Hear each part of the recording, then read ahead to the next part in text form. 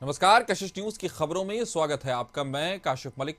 पढ़ते हैं खबरों की तरफ। तो प्रशांत किशोर को बड़ा झटका लगा है। पूर्व मंत्री मुनाजिर हसन और देवेंद्र यादव ने कोर कमेटी से इस्तीफा दे दिया है। हाल ही में प्रशांत किशोर ने राज्य स्तरीय कोर कमेटी का गठन किया। आगामी विधानसभा चुनाव की तैयारी के मद्देनजर कोर कमेटी का गठन किया गया है, लेकिन पार्टी के दो नेताओं ने कोर कमेटी से इस्तीफा दे दिया। इस्तीफा देने के कारणों का खुलासा नहीं हुआ है। कोर कमेटी से दोनों नेताओं ने इस्तीफा दे दिया है। इस्तीफा देने के कारणों का खुलासा नहीं हुआ है। प्रशांत किशोर को बड़ा झटका लगा है।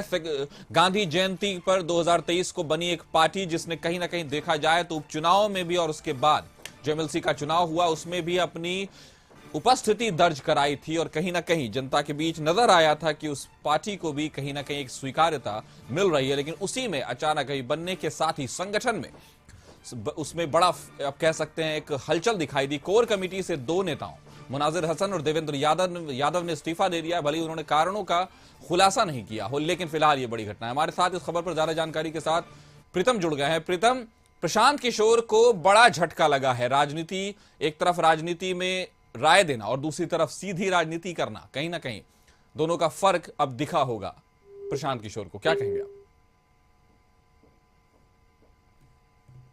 तो कोर कमेटी से दोनों नेताओं ने इस्तीफा दे दिया है। मुनाजिर हसन और देवेंद्र यादव ने कोर कमेटी से इस्तीफा दे दिया। हाल ही में प्रशांत किशोर ने राज्य स्तरीय कोर कमेटी का गठन किया है, लेकिन उसमें से दो नेता मुनाजिर हसन और देवेंद्र यादव ने इस्तीफा दे दिया। इस्तीफा के कारणों का पता नहीं चल पाया, लेकिन फिलहाल आप कह सकते हैं कि बिहार की राजनीति में कुछ हद तक अपनी उपस्थिति दर्ज कराने वाली, और अगर उसको अभी के आखिरी एमएलसी के चुनाव को देखा जाए तो उसमें कहीं ना कहीं दूसरे नंबर पर रहकर अपनी उपस्थिति दर्ज कराने वाली, और अगर हम 4 सीटों पर जिस तरह से उपचुनाव हुए उनके अगर पैटर्न को भी देखें तो उसमें भी उपस्थिति इसकी नजर आई और कहीं ना कहीं ये दिखाई दिया कि नतीजों पर इसके वोट्स का असर पड़ा है। लेकिन उसके बावजूद भी संगठन में फिलहाल कहीं ना कहीं हलचल दिखाई दी है।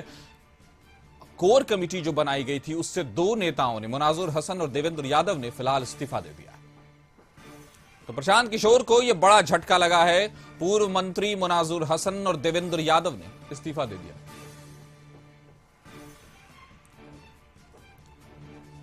जैसा कि हमने आपको बताया कि प्रशांत किशोर को बड़ा झटका लगा है। पूर्व मंत्री मुनाजिर हसन और देवेंद्र यादव ने कोर कमेटी से इस्तीफा दे दिया है और हाल ही में प्रशांत किशोर ने राज्य स्तरीय कोर कमेटी का गठन किया है, जिसमें से आगामी विधानसभा चुनाव की तैयारी के लिए संगठन काम करने वाला था और संगठनात्मक तौर पर कोर कमेटी को बनाया गया था आगामी 2025 के विधानसभा चुनाव के मद्देनजर। इस खबर पर ज्यादा जानकारी के साथ हमारे सहयोगी आशुतोष हमारे साथ जुड़ गए। आशुतोष, कहीं ना कहीं प्रशांत किशोर को बड़ा झटका लगा है। राजनीति में रणनीति बनाना और राजनीति करना, ये दोनों के बीच का फर्क लगता है पहली बार दिखा होगा प्रशांत को। क्या कहेंगे आप? ठीक है, ये बात सही है कि प्रशांत किशोर ने एक 150 सदस्यीय अपनी कोर कमेटी बनाई थी। लेकिन सबसे बड़ी बात है कि दो पूर्व मंत्री रह चुके हैं। मुनाजिर हसन ने इस्तीफा दे दिया है इस कोर कमेटी से। इसके अलावा देवेंद्र प्रसाद यादव थे। देवेंद्र प्रसाद यादव भी पूर्व केंद्रीय मंत्री रह चुके हैं और उन्होंने भी इस्तीफा दे दिया है। अब इस्तीफा के कारणों की वजह का खुलासा नहीं हो पाया है। दोनों ही नेताओं ने अपने इस्तीफे में इस बात का जिक्र नहीं किया है कि उन्होंने आखिर क्यों इस्तीफा दिया है। लेकिन जो परिस्थितियां दिख रही थी हाल के दिनों में, जो उपचुनाव हुए या फिर एमएलसी का बाई इलेक्शन हुआ, उसमें जिस तरह से प्रशांत किशोर की तरफ से जो टिकट बांटे गए थे उसको लेकर के एक सवाल खड़े हो रहे थे।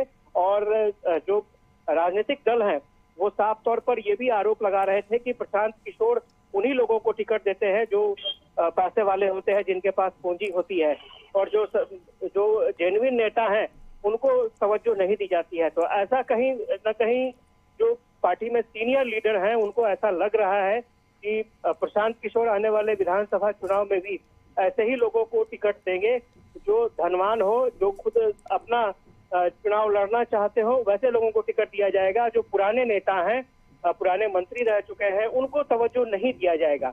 और यही वजह है कि धीरे धीरे अब जो सीनियर लीडर है उन्होंने किनारा करना शुरू कर दिया है प्रशांत किशोर की पार्टी से।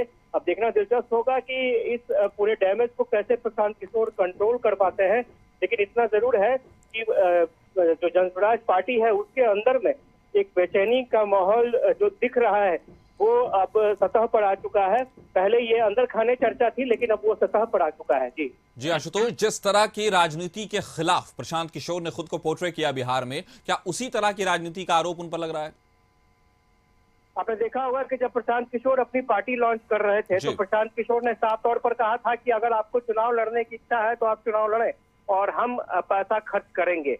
लेकिन जो तस्वीरें निकल कर सामने आई उसके मुताबिक जो राजनीतिक गलियारों में चर्चा है, प्रशांत किशोर उसी उम्मीदवार पर अपना दाव लगाते हैं जो उम्मीदवार पहले से धनबल में सक्षम हो और सामर्थ्य रखते हो। प्रशांत किशोर उन्हें ही अपना उम्मीदवार बनाते हैं और उसकी तस्वीर भी देखने को मिली। जो उपचुनाव था, उपचुनाव में भी वो तस्वीर देखने को मिली और ये माना जा रहा है कि आने वाले समय में प्रशांत किशोर उन्हीं उम्मीदवारों पर दांव लगाएंगे जो कहीं ना कहीं किसी राजनीतिक दल से जुड़े हुए थे, बीजेपी से, जेडीयू से, आरजेडी से, और वो चुनाव लड़ना चाहते थे और उन्हें टिकट पार्टी की तरफ से नहीं मिला।